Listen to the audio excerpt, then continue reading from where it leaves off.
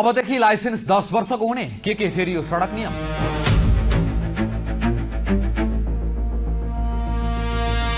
एकपटक सोच्नुहोस् मात्रै, तपाईको अगाडि एउटा भयावह सडक दुर्घटना हुन्छ।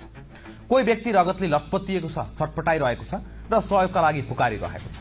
तपाईको मनमा उसलाई बचाउने इच्छा त छ, तर एउटा डरले तपाईको खुट्टा थामिन्छ। यदि मैले अस्पताल पुर्याउँदै उसको ज्यान गयो भने प्रहरले मलाई नै झमेलामा पार्ने त होइन, अस्पतालले पैसा माग्ने त होइन। यही डरका कारण नेपालका सडकमा वर्षेनी हजारौं मानिसले समयमै उपचार नपाएर अकालमा ज्यान गुमाइरहेका छन्। तर अब यो अवस्था बदलिँदैछ। सरकारले 3 दशक पुरानो कानूनलाई खारेज गर्दै एउटा यस्तो क्रान्तिकारी विधेयक ल्याएको छ जसले दुर्घटनामा घाइते बचाउनेलाई हिरो मान्ने छ, अपराधी होइन। आजको यस विशेष भिडियोमा हामी भौतिक पूर्वाधार तथा यातायात मन्त्रालयले तयार गरेको सवारी तथा यातायात सम्बन्धी विधेयक 2082 को पूर्ण सिरफार गर्नेछौँ। लाइसेन्सको अवधि 10 वर्ष पुग्नेदेखि पठाओ इन ड्राइभले कानूनी मान्यता पाउने लगायत अन्य के विषय समावेश छन्। यो विधेयकको सबैभन्दा बलियो र मानवीय पक्ष हो असल उद्धारकर्ताको संरक्षण। अहिलेसम्म हाम्रो समाजमा दुर्घटना हुँदा मानिसहरू भिडियो खिच्छन् तर घाइते उठाउँदैनन्, किनकि कानूनी झमेलाको डर छ। तर प्रस्तावित विधेयकको दफा 50 ले स्पष्ट बनेको छ, यदि तपाईले असल मनसायले कसैको ज्यान बचाउन खोज्नुभयो र त्यो क्रममा घाइतेलाई केही तलमाथि भयो वा मृत्यु नै भयो भने पनि तपाईमाथि कुनै पनि देवानी वा फौजदारी मुद्दा चल्ने छैन। यसलाई विश्वभर गुड समरिटन ल भनिन्छ। अब प्रहरीले तपाईलाई केरकार गर्न पाउने छैन, न त अदालतले तपाईलाई दोषी ठहर गर्नेछ। यसको एउटै उद्देश्य हो दुर्घटना पछिको त्यो गोल्डन आवर अर्थात् पहिलो 1 घण्टामा घाइतेलाई अस्पताल पुर्याउनु। तपाईको एउटा सानो प्रयासले कसैको सिउँदो पुछिनबाट जोगिन सक्छ र अब कानून तपाईको साथमा उभिनेछ। धेरैजसो अवस्थामा अस्पताल पुर्याएपछि पनि लफडा सुरु हुन्छ। पैसा कसले तिर्ने? आफन्त खै, प्रहरीको मुचुल्का खोइ? यस्ता प्रश्नले घाइतेको उपचारमा ढिलाइ हुन्छ। नयाँ विधेयकले यसलाई पनि सम्बोधन गरेको छ। अब अस्पतालले घाइतेको आफन्त नभए पनि वा घाइतेसँग पैसा नभए पनि अनिवार्य रूपमा प्रारम्भिक उपचार गर्नुपर्नेछ। यो अब अस्पतालको नैतिक मात्र होइन, बाध्यात्मक कानूनी दायित्व हुनेछ। यसले उद्धारकर्तालाई आर्थिक बोझ र झन्झटबाट मुक्त गरिदिएको छ। तपाईलाई लाइसेन्स नवीकरण गर्न यातायात कार्यालयमा लाग्ने भिड र शास्तिले दिक्क लाग्छ? अब खुसी हुनुहोस्, सरकारले लाइसेन्सको बाल अवधि 5 वर्षबाट बढाएर 10 वर्ष पुर्याउने प्रस्ताव गरेको छ।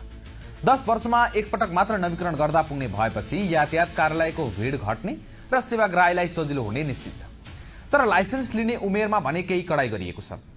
2 पाङ्ग्रेका लागि 18 वर्ष पुरा भएको हुनुपर्ने, साना मझौला 4 पाङ्ग्रेका लागि 21 वर्ष, ठूला सवारीका लागि 23 वर्ष। त्यस्तै 65 वर्ष कटेका वृद्धहरूले अब सार्वजनिक यातायात बस ट्रक चलाउन पाउने छैनन्। दृष्टिदोष भएका वा मानसिक स्वास्थ्य ठिक नभएका व्यक्तिलाई पनि लाइसेन्समा पूर्ण रूपमा रोक लगाइनेछ। यो सडक सुरक्षाका लागि चालिएको एउटा वैज्ञानिक कदम हो। सडकमा कहिलेकाहीँ यस्ता दृश्य देखिन्छन् जहाँ चालकले दुर्घटनापछि घाइते जीवितै छ कि भनेर हेर्ने र जीवित भए फेरि किचेर मार्ने गर्छन्। यो जघन्य अपराध हो। नयाँ विधेयकले यस्ता अमानवीय चालकका लागि कठोर सजाय तोकेको छ। यदि कसैले ज्यान मार्ने मनसायले गाडीले किचेर वा ठक्कर दिएर मृत्यु गराएको पुष्टि भएमा उसलाई ज्यान मारे सरह जन्मकैदको सजाय हुनेछ। लापरवाहीले मृत्यु भएमा 3 देखि 12 वर्षसम्म कैद र 1 लाखसम्म जरिवाना हुनेछ। बिना लाइसेन्स गाडी चलाएर कसैको ज्यान लिएमा सजाय थप कडा पारिएको छ। पछिल्लो 5-6 वर्षदेखि विवादमा रहेको राइड सेयरिङ सेवाले अन्ततः कानूनी मान्यता पाउने भएको छ। विधेयकले यस्ता कम्पनीलाई एग्रिगेटरको रूपमा परिभाषित गरेको छ। अब पठाओ वा इनड्राइभ जस्ता सेवाहरूले अनिवार्य दर्ता हुनुपर्नेछ र यात्रुको बीमा पनि गर्नुपर्नेछ। तर एउटा कुरा ध्यान दिनुहोस्, यदि तपाईले एप प्रयोग नगरी अफलाइन यात्रु बोक्नुभयो भने 2000 रुपैयाँ जरिवाना तिर्नुपर्नेछ।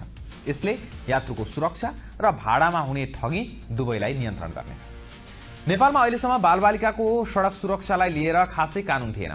तर अब 10 वर्षभन्दा मुनिका र 135 सेन्टिमिटर भन्दा कम उचाइ भएका बालबालिकालाई कारमा लैजाँदा अनिवार्य रूपमा चाइल्ड सिट प्रयोग गर्नुपर्नेछ। बालबालिकालाई अगाडिको सिटमा राख्न पाइने छैन। विकसित देशहरूमा यो नियम पहिल्यै थियो, अब नेपालमा पनि लागू हुँदैछ। नियम तोड्ने बानी छ तपाईको? अब महँगो पर्नेछ। नयाँ विधेयकले ट्राफिक जरिवानाको सीमा 1000 देखि 25000 रुपैयाँसम्म पुर्याएको छ। फुटपाथमा गाडी चलाए वा मोबाइल फोन प्रयोग गरे 1000 जरिवाना। सडकमा निर्माण सामग्री वा चौपाया छाडेर बाधा पुर्याए 25000 सम्म जरिवाना। यो कडा जरिवानाले सडकमा अनुशासन कायम गर्ने सरकारको लक्ष्य छ। त्यसै लामो दूरीका बस दुर्घटना हुनुको मुख्य कारण चालकको थकान हो। अब 250 किलोमिटर भन्दा बढीको यात्रामा अनिवार्य रूपमा 2 जना चालक राख्नुपर्नेछ। हरेक 8 घण्टामा चालक बदल्नै पर्नेछ र हरेक 4 घण्टाको यात्रापछि आधा घण्टाको विश्राम अनिवार्य गरिएको छ। गाडीको छतमा यात्रु राख्ने पुरानो कुप्रथालाई यो विधेयकले पूर्ण रूपमा प्रतिबन्ध लगाएको छ। हुन त यो प्रथा अथवा यो प्रणाली पूर्ण रूपमा योभन्दा अगाडि नै प्रतिबन्ध लगाइएको थियो। यो विधेयक सुन्दा जति प्रगतिशील र आधुनिक छ, यसको कार्यान्वयन त्यति नै चुनौतीपूर्ण छ। लाइसेन्स 10 वर्षको बनाउनु राम्रो हो, तर यातायात कार्यालयको सफ्टवेयर र प्रविधिले त्यसलाई धान्न सक्छ कि सक्दैन?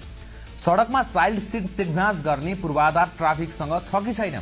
र सबैभन्दा महत्त्वपूर्ण, असल उद्धारकर्तालाई दिइने कानुनी संरक्षणबारे आम नागरिक र तल्लो तहका प्रहरीलाई कसरी शिक्षित बनाउने? यो विधेयक अहिले मस्यौदाको रूपमा छ र चाँडै संसदमा जाँदैछ। यदि यो जस्ताको जस्तै पारित भएर लागू भयो भने नेपालको सडक यातायातमा एउटा ठूलो परिवर्तन आउनेछ। कम्तीमा पनि अब दुर्घटनामा कसैले सहयोग गर्दा उल्टै जेल जानुपर्ने दिनको अन्त्य हुनेछ। तपाईलाई यो नयाँ विधेयकमा समेटिएका प्रावधानहरू कस्तो लाग्यो? के लाइसेन्सको अवधि 10 वर्ष बनाउनु ठिक हो कि नेपालका अस्पतालहरूले पैसा बिना घाइतेको उपचार गर्लान्?